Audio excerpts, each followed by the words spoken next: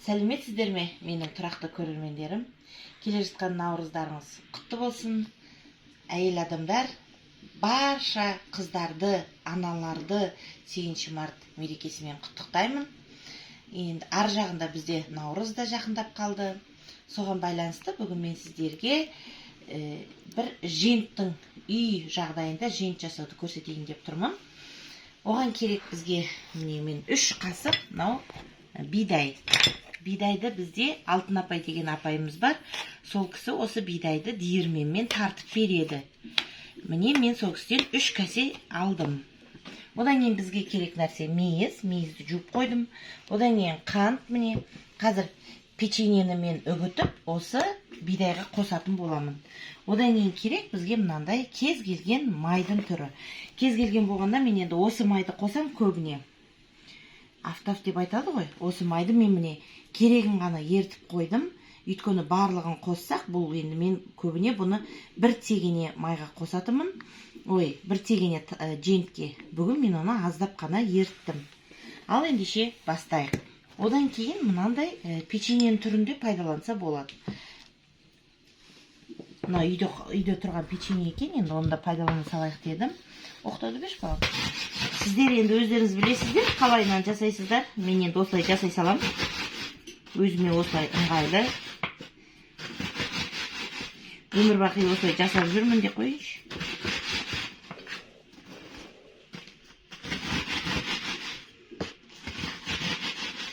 Енді оны сіздер мясорубкадан өткізесіздер ме? Жоқ әлде агру тез кесетімен өткізесіздер ме? Неме десе атын ұмытып тұрмын. Енді мен өзім қалай жасап жүрмін, солайынан көрсетейін. Бісміллә деп, осы наурызымызда бұл жентті, жалпы мен өзім наурызға ғана емес, жентті үйде жасап қоям, үзбеймін. Бір тегене қылып жасап қойып, шетінен жеп, шаймен ішкенге өте таптырмайтын тағамның түрі. Баяғыда менің 100-ге келген әжем болатын. Ол кісі бір түйір нанды тастамайтын. Нанды кептіріп, дорбаға сап кептіріп қояды. Содан бір күні соны алады да, бізге каникул кезде келсап деген болады. Мүмкін естулеріңіз, көргендеріңіз бар шығар, үлкен кісілер бәрін біледі. Сонымен соны жаңағы кептірілген нанды келсаппен түйеміз. Ол бір күннің ғана жұмысы емес, ол өте еңбекқорлықты талап ететін. Сосын сол нанды жаңағы мен жасап жатқан осы талқанға неге қосады, жентке. Сонда апам жарықтық нанның да қоқымын тастамайтын ғой. Бір түйір нанның қоқымын тастамай, дорбаға кептіріп қояды. Келіп тұрған нанды алып, жаңағы келсаппен, үлкен келсап болады. Сонымен бізге түйгізеді. Біз ол кезде оқушымыз, баламыз. Сосын алады да, өстіп. Ол кісі бұлай жасамайды, бұлай оқтаумен езгенді көрсе, ол кісі біз ұрсушы еді. Ол кісі сол келсабын алып шығады, келсабымен езеді, үгітеді, жаңағы нанды, кез келген нәрсені. Бір нәрсені тастамайды ғой, ол кісі бір нәрсені тастамайды. Қазір біз ғой ол тастайтын. Содан соның бәрін қосады, кептірілген ірімшік қосады, жаңағы жентке. Одан кейін жаңағы нанның қоқымдарын, қатқан нанды келсаппен езет, түйіп, езет дейміз ғой, езбейді, түйеді. Сосын соның бәрін қосып, майды құйып, бір тегене қып жасаған жентінің дәмін көрсеңіздер сіздер. Апамның сандығының ішінде. Магазин дейтінбіз ғой, не тамақтың түрінің бәрі тұратын ғой. Үлкен кісілердің қолы берекелі мәлде. Енді бізде сол болмасам да ұқсап бақ деп, наурызға қарсы үй жағдайында жент жасап жатырмын. Мына кісі қай ғасырда қалқаған демеңіздер, өзіме осы ыңғайлы, өзім жасап жүрген технологиям осылай деп қояйыншы.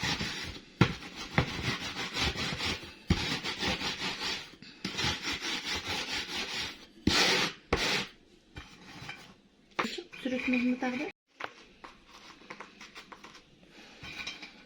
Осы бір печенье ұнайды маған.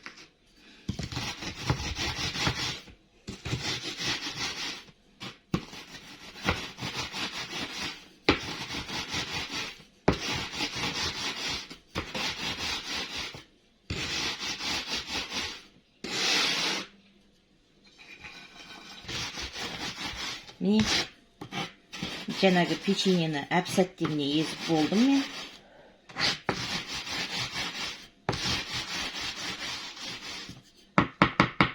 Енді мына печеньені езіп көрейік.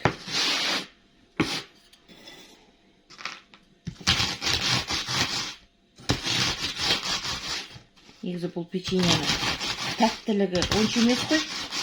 Бірақ та әйтеуір үйде тұрған нәрсе ол желінбей тұрып қалады. Оның үстіне кішкене осындай кесектеуде бірдеңелер жүрген жақсы. Маған ұнайды сол.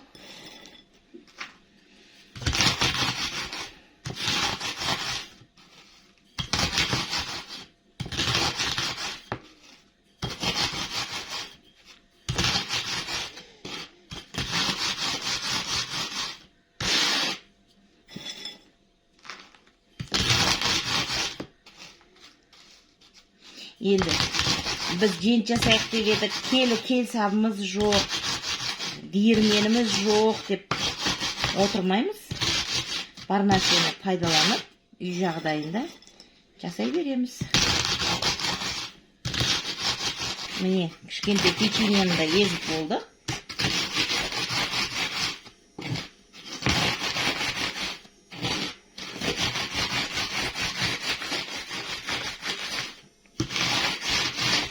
Енді бұны үлкен, көп қып жасау үшін әрине көп уақыт керек, көп адамның күші керек шығар мүмкін. Мен бүгін шақтап өзімнің отбасыма жасап жатырмын. Міне, мынау жаңағы қалқанымызға екі түрлі печеньемізді үгіттік.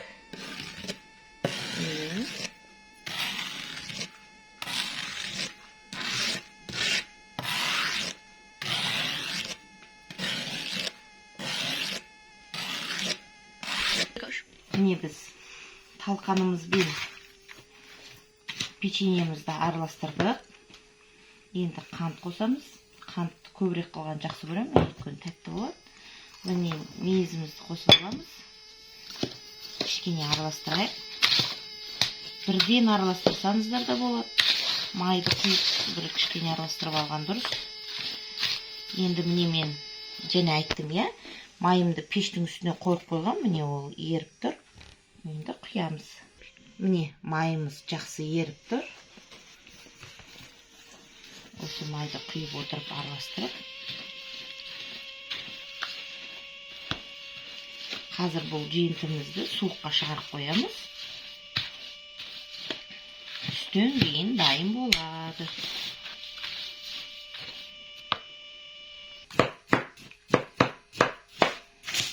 Дәмі деген керемет. Қанты бар, бидайы бар, печеньесі екі түрлі, мейізі бар. Қазір бұны қатырамыз, жақсылап араластырып болғаннан кейін. Бізде базарда осының кесешкасының өзі 800 теңге. Енді бұл ұлттық тағамдарымыздың бірі біздің. Енді бұған кей жерлерде тарыны қосат, қуырып, маған тары ұнамайды негізі. Маған енді өзімнің апамнан қалған рецептім деп айтайыншы. Өзімнің 100-ге келген әжемнен қалған рецепт. Ол кісі айттым ғой, және нанның қоқымын қосатын деп. Енді нанның қоқымын деппін ғой, қатқан нандарды исірап жасап тастамай, біз сияқты нанды тастамайды ол кісі. Сосын осы жентіне қосатын. Енді дәмінің өзі керемет болды. Енді өстіп қатырып қоямыз. Қатырып кез келген уақытта дастархандарыңызға қойсаңыздар шаймен ішесіздер, дастархандарыңыз толып тұрады. Наурыз келе жатыр.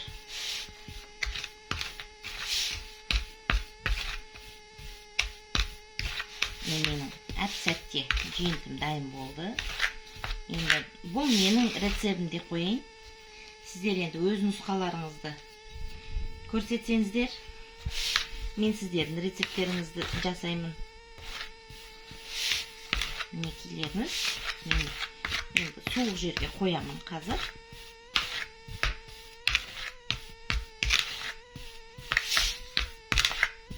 Әп-сәтте менің жентім дайын болды.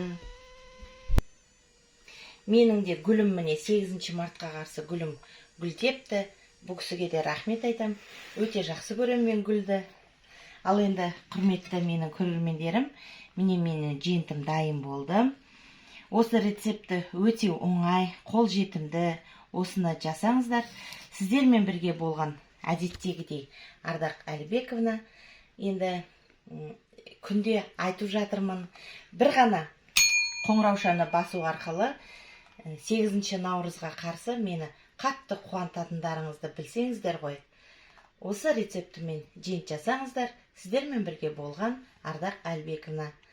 Істеріңіз оңды, күндеріңіз сәтті өтсін.